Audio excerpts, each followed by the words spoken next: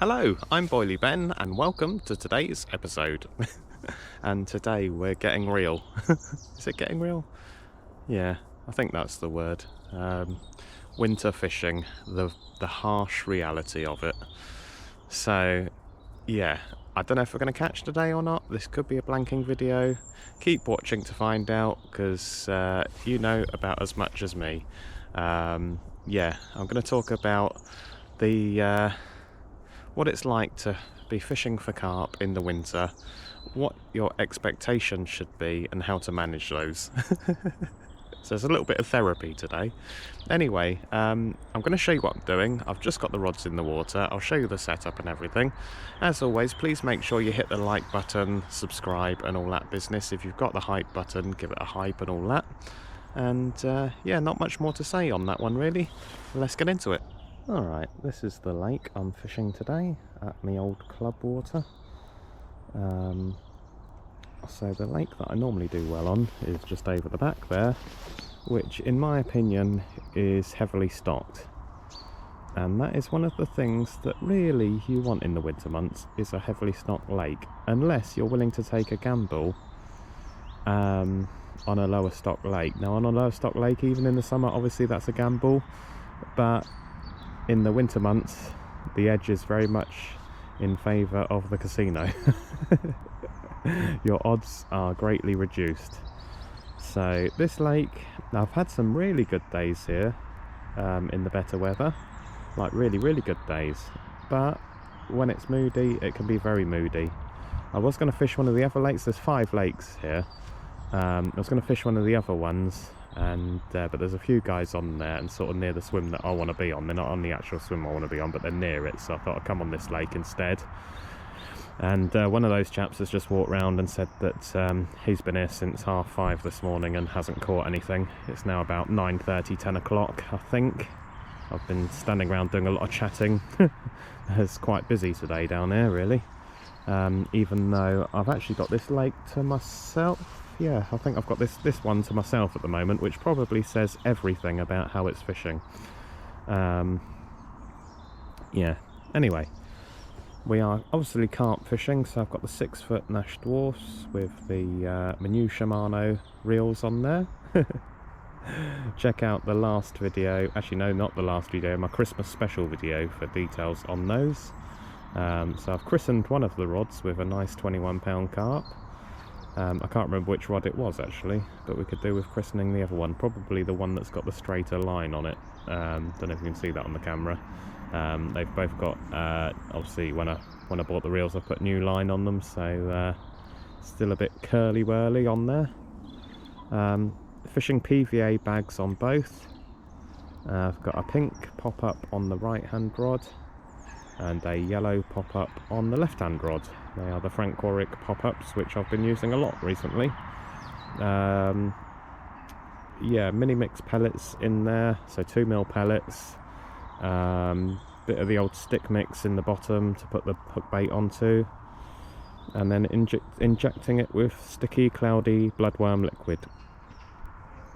But I'll show you all that when I get the rods in a while, hopefully with a fish on to redo them. We'll see. Right, the rods have been in for, I don't know, hour and a half, 2 hours. Nothing. I'm not sure when I was putting the right hand rod down if I didn't have a bit of disturbance on there or not. I'm not sure. But that was literally when I cast in and I was just still sorting the line out. I just saw the line slightly flick, so I don't know if something was down there straight away. The only type of thing that I've seen over there is one of the reeds moving around over there. I've seen a small fish just show just over here, and that's about it. So what I'm thinking is, I'm thinking of just refreshing both the rods. Obviously we're using PVA bags, so worst case it's just putting a bit more bait out there, so just topping up the bait really with the bag. Sometimes a recast can be a good thing, especially with PVA bags, definitely. Probably should be refreshing them every couple of hours anyway. So we'll get them in, I'll show you the bag setup. Right, this is the rig, same as I've used before, so Ronnie rig, spinner rig, whatever you want to call it, with the pop-up on it. Short hook link, now it is mono, because you're not allowed braided hook links on here. So I've got a 12-pound mono hook link on there, very short, and that's the ESP tungsten small sinker as well on there. 1.5 ounce little lead, quarter extra long tail rubber, and then a bit of rig tubing. So these aren't quick change, I've not made the bags quick change or anything. This is actually all on the rods, so all I do is when I bring it in, just give it a little dry down with my cloth, and make up the PVA bag each time. I know that's a lot slower, but it ain't really that much slower, only takes you 3 or 4 minutes to get it back out again. So let's tie up a bag and get it back out again. These are the PVA bags I'm using. I get all my PVA stuff from this company called Carp. Found them to be pretty cheap and good quality as well.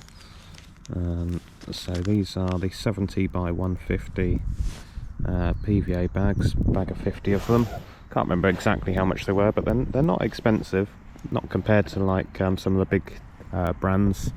And I use the Nash speed load system with the plastic collar. Basically you can get these cheap as well. You can get these, in fact Carp King even sell these plastic collars, obviously not Nash ones, but doesn't matter because it's just basically a bit of tube bit of tube with a split in it, so as you can get the line on and off of it. Don't do what I did the other week. If you're making it up on the actual line, you've got the collar to put on there that holds it holds it shut. So then you put your bag on there, take the collar off, and it sort of squishes open to hold your bag on. Don't do what I did the other week. Put it on there, put the bag on, forgot to take the collar off, put the rig in, put everything in there, and obviously because it's on the line, I then went to take the sleeve off, and I then had that on my line and couldn't get it over the bag. So yeah, obviously the collar that just slips off the line anyway, so that's all good. Right, let's get a bag on there and fill it up. So again, as I've covered before in previous videos, I'm using the same mixes I used before. So this is my sort of stick mix. I'm putting a bit of that in the bottom. Apologies about the wind. They did say that the wind's going to kick up later. There's a northeasterly wind coming in, so that's going to be lovely. That's something to look forward to. Nice cold wind on me. I've set up facing it as well, which might have been a bad idea. Hook bait in next. Like so. Pellets, which are on the floor. Get back to you. Just cover your hook bait. Sit your lead down on top of that. Like so.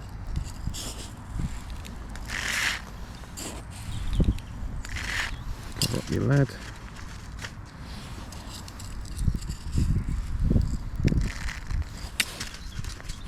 And then it's a case of licking and twisting all the way until the collar comes off.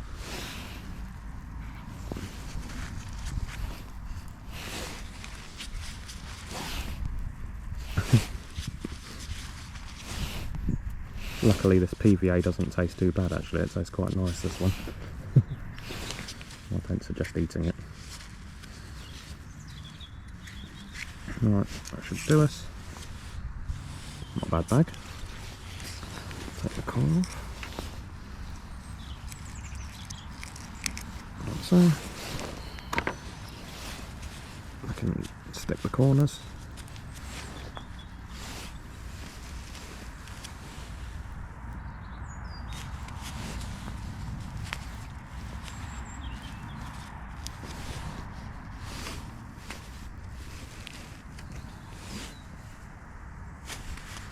So, pierce it. So I can inject it with a sticky, cloudy bloodworm liquid. Just make sure it's syringe.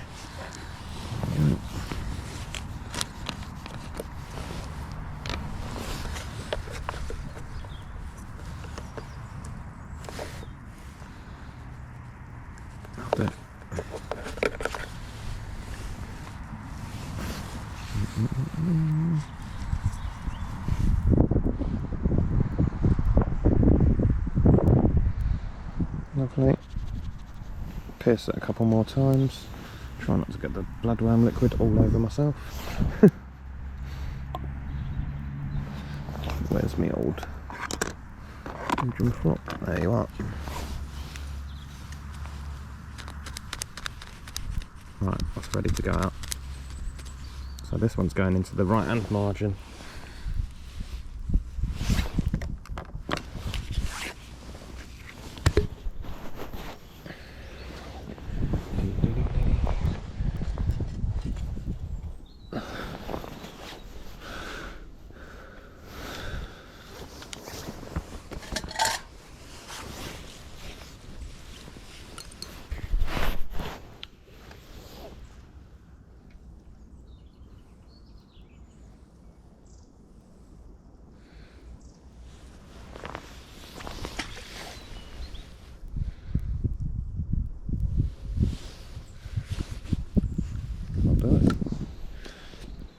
Sink your line down, nice slack line going to it because it's very close in. See the bubbles coming off of it. Just like that, that's fishing. I just thought I'd talk a bit about winter fishing and expectations versus reality, especially when you watch YouTube videos and stuff on social media of people catching all the time and these tips of how to catch in the winter and blah blah blah.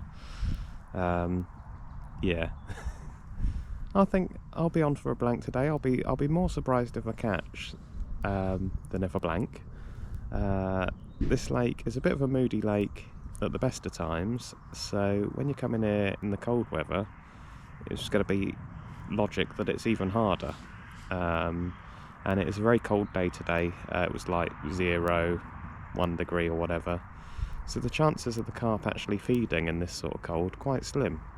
Yeah, that's why I put the PVA bags out with no other bait round it, just on the off chance that they see that bright pop up and have a little go at it. That's the only chance I got, really. Yeah, so all I can say really is just don't be disheartened if you're blanking. I guess the other thing is with that you could think to yourself, well, it's pointless bothering. Well, I don't think that's the case, because all I need is one bite off the biggest fish that's in here, and that'll change everything. I'll have the best day ever. Or even at the moment, just one bite off any old fish will do me at the minute, so as I don't blank, and I'll go home happy. But I'll still go home happy even if I blank, because I know what I'm in for. So yeah, I know a lot of the videos I catch all the time, but most of the time I'm going on lakes that are a safe bet. So in the winter you really want those sort of match type venues that are packed full of fish. I know the carp are smaller in those, but you're still going to get bites on those. So what you'll see is a lot of these YouTube videos for the big companies where they're catching in the winter, they're picking those venues very carefully. So they'll be on a venue, like I say, a match lake that always fishes well throughout the year. And I think that's a good tip, really. Pick your battles, choose your battles wisely in the winter months. Go on lakes that perhaps in the summer might be too easy for you, because in the winter they'll definitely pose more of a challenge. Yeah, and location as well, finding the carp in the winter. So that carp that I caught on Christmas Eve, if you've not seen my Christmas special video, check that out. I've been sat there all morning, nothing. Trying to see signs of fish in the winter is not easy. You don't see many signs, but I did see just a few bubbles about 20 foot further than I was fishing. I wasn't even sure if they were carp. They were just the tiniest little bubbles coming to the surface. But part of me just thought, you know what, that could be a carp. So I reeled in, redid the solid bag, cast it on top of where I'd seen those bubbles. Those bubbles had already stopped by the time I got it recast. And the bag went off within about 60 seconds of it landing. It must have only literally just melted. So just goes to show location is crucial. And in the winter they don't move around a lot, so they can all be clumped up in a group. And if you can find where that group is, you're massively upping your chances. Like, if the two locations where I'm fishing at the moment, if the carp aren't there, which they're probably not at the moment, there's not a lot of chance that they're just going to randomly swim by, because as we know, they don't move around a lot in the cold weather. So yeah, that's my advice really. Winter fishing, still get out there, still do it. Don't put out too much bait because it's pointless. Really think about what you're doing. Don't listen to too much online and they say like, oh, you've got to use maggots, so you've got to do this, or you've got to do that. Use the techniques that work for you. Stuff that works for you in the summer, continue with that until it's not working. If it ain't catching you anything, then maybe look at changing it. But if you've got a technique that catches you, carry on with that. That catches fish. I'm just looking, I've seen there's a tree over there just moving. I don't know if it had a kingfisher on it that's just flown off of it, or it's a carp that was sort of knocking the roots. Definitely one opposite me knocking the reeds, but that sort of stops a bit now. But the wind's also picking up, so yeah, it could be a case of once that wind starts, I'm not really going to struggle even more to see the signs, because at the moment it's flat calm. And if anything was to top, I can see virtually the whole lake apart from behind the island, so I'd see it. Anyway, I'm going to persevere. I don't know how I'm going to end this video, if it's going to end on a blank, or I might come back again tomorrow maybe. Tomorrow's actually New Year's Eve, so I'm filming this New Year's Eve, the day before. So I might come back out tomorrow. I might go on the easier lake where I normally catch for a couple of hours, see if I can get one or two on there, just to sort of show you the difference really. But I'm going to give it until the end of today on here. I won't pack up until about 4:30. I'll wait till it gets dark, because sometimes it can come alive. Like, again, this time of year you get that one little window of opportunity. Sometimes they might only feed for like 10 minutes or whatever, and that could be when you get your bite, and you don't know when that bite time's going to be. Often it can be later in the day, just as the sun's setting, or even when the sun has set, depending on the moons and all of that, if you believe into all of that stuff as well. So yeah, we're going to stick it out, see how we go. And as always, keep the fingers crossed, keep the coffee pouring, and just enjoy it really. It's like I say, I'd rather be sat here, even though my feet are cold, I'd rather be sat here than sat at home. Right, so this is also what happens when you're blanking. You start to lose your head a bit, so then you start to do other things. Anyway, sometimes a change can be good. So I'm putting on a wafter instead of the pop-up on the left-hand rod. Still pink one. Well, actually no, I'll be swapping, because it was a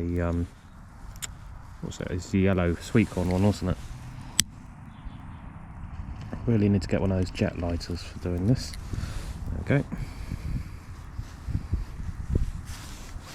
Right, move that round as well, because it's a wafter and not a pop-up, so you want that sort of just above the barb, sort of almost at the point of the hook.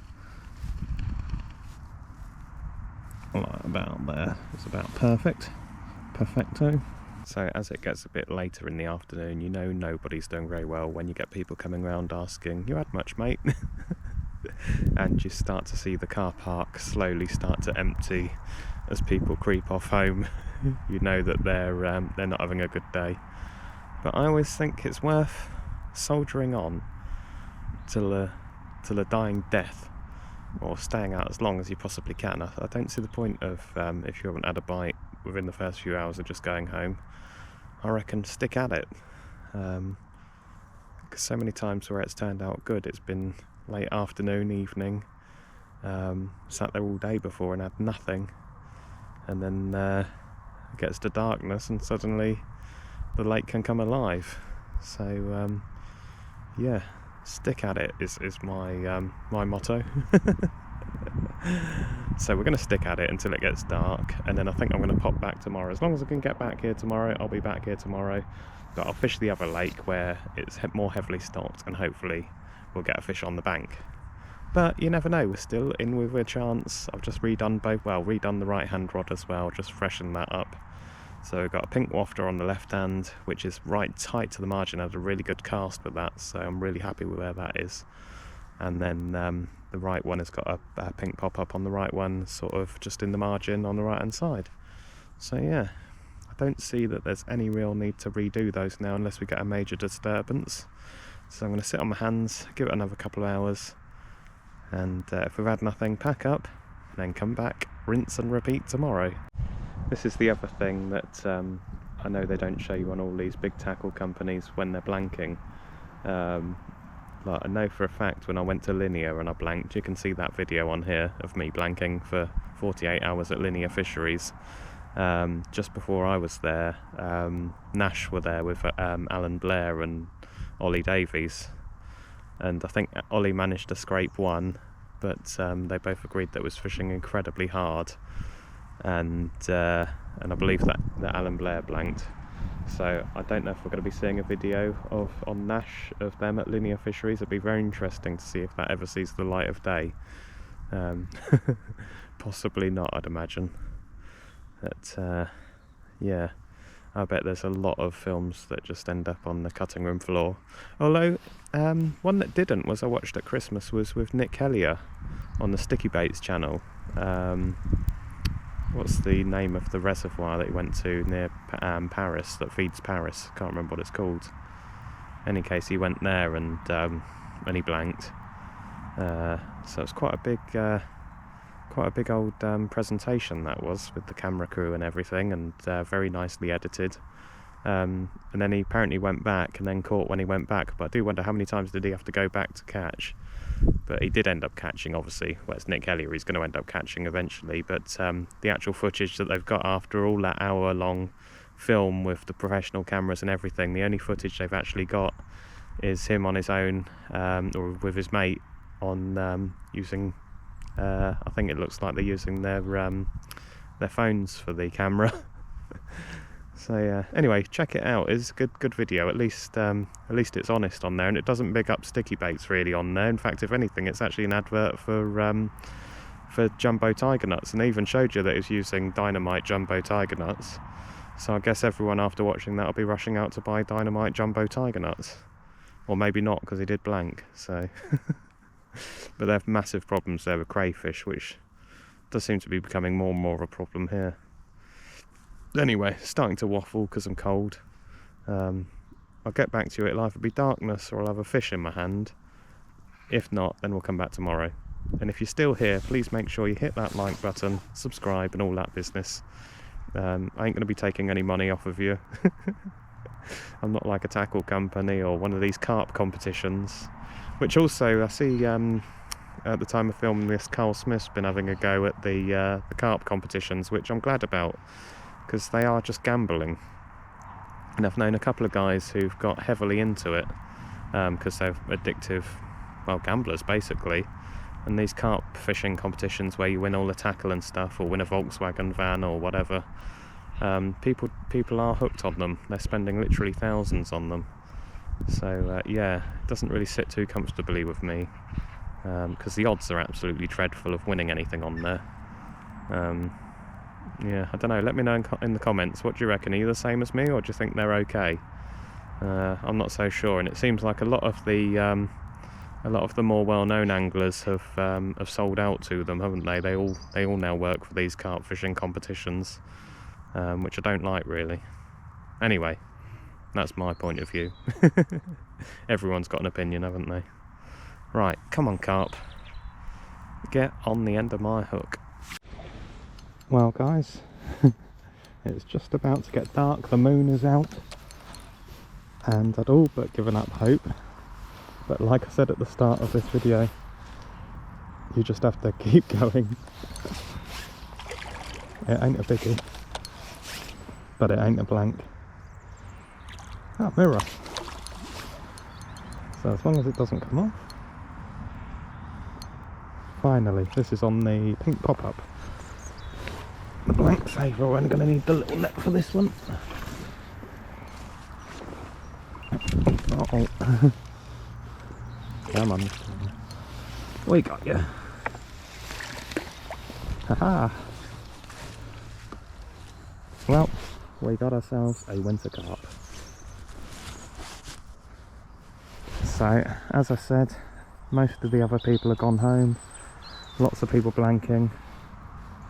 But not us, not Boily Ben. Sometimes it ain't about skill, it's just about putting in the hours. Right, let's get him out and have a look.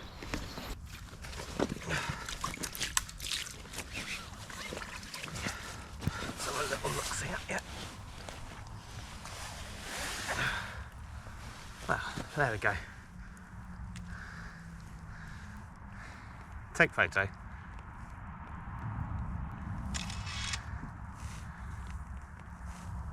Take photo. There we go, guys. We waited all day for him.